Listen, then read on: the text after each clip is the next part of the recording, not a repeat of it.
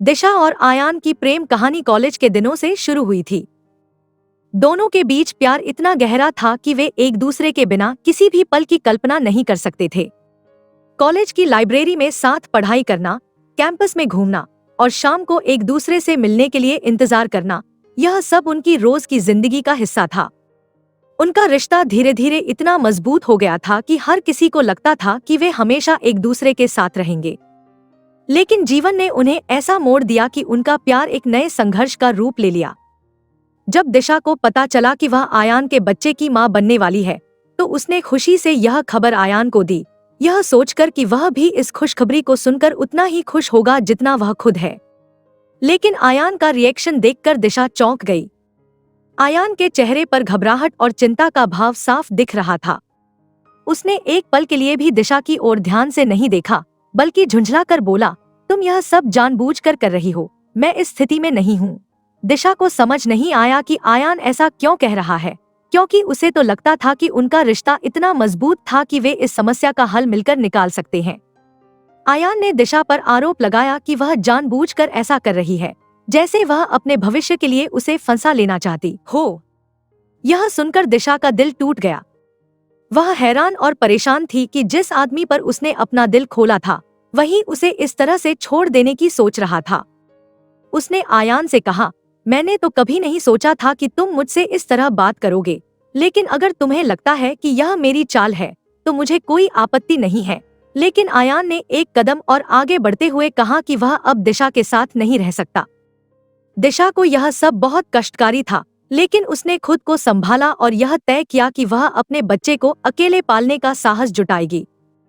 उसकी स्थिति बहुत कठिन थी, लेकिन वह जानती थी कि उसे अब किसी भी हालत में अपने बच्चे की भलाई के लिए संघर्ष करना होगा। जब उसने इस बारे में सोचा, तो उसे महसूस हुआ कि उसका और आयान का रिश्ता अब खत्म हो चुका है और उसे आगे बढ़ने का रास्ता अकेले ही खोजना होगा। इसी बीच दिशा की मुलाकात एक सामाजिक कार्यकर्ता से हुई, जिसने उसे बताया कि उसे अपने अधिकारों के बारे में जानने की जरूरत है। यह कार्यकर्ता दिशा को यह समझाने में कामयाब रहा कि उसे कानून की मदद मिल सकती है और वह कानूनी तौर पर आयान से अपने बच्चे की जिम्मेदारी ले सकती है। दिशा को यह जानकर बहुत राहत मिली। उसने सोचा, अगर मैं कानूनी तरीके से आयान से अपनी लड़ाई लड़ सकती हूँ, तो मुझे पीछे क्यों हटना चाहिए। और इस तरह दिशा ने अपने अधिकारों की लड़ाई शुरू कर दी। वह कोर्ट में मुकदमा दायर करने के लिए तैयार हो गई। उसने एक अच्छे वकील से संपर्क किया और आयान के खिलाफ कानूनी प्रक्रिया शुरू की। मुकदमे के दौरान आयान ने दिशा पर कई कड़े आरोप लगाए, लेकिन दिशा ने शांत होकर अपने पक्ष को रखा। उसकी मेहनत और साहस देखकर अदालत ने उसके पक्ष में फैसला दिया। मुकदमे के दौरान दिशा को कई कठिनाइयों का सामना करना पड़ा, लेकिन उसने कभी हार नहीं मानी। वह जानती थी कि यह सिर्फ उसका संघर्ष नहीं, बल्कि उसके बच्चे का भविष्य भी दांव पर था। दिशा ने पूरी ताकत से अपनी लड़ाई जारी रखी और आखिरकार अदालत ने उसका पक्ष लिया। आयान को अपनी जिम्मेदारी स्वीकार करनी पड़ी और वह दिशा से मिलकर यह वादा करने पर मजबूर हुआ कि वह बच्चे की देखभाल करेगा। यह दिशा के लिए एक बड़ी जीत थी और उसने महसूस किया कि अगर कोई महिला अपने अधिकारों के लिए लड़ती है, तो वह किसी भी समस्या का सामना कर सकती है। यह कहानी केवल एक प्रेम त्रासदी की नहीं है, बल्कि एक संघर्ष की कहानी है।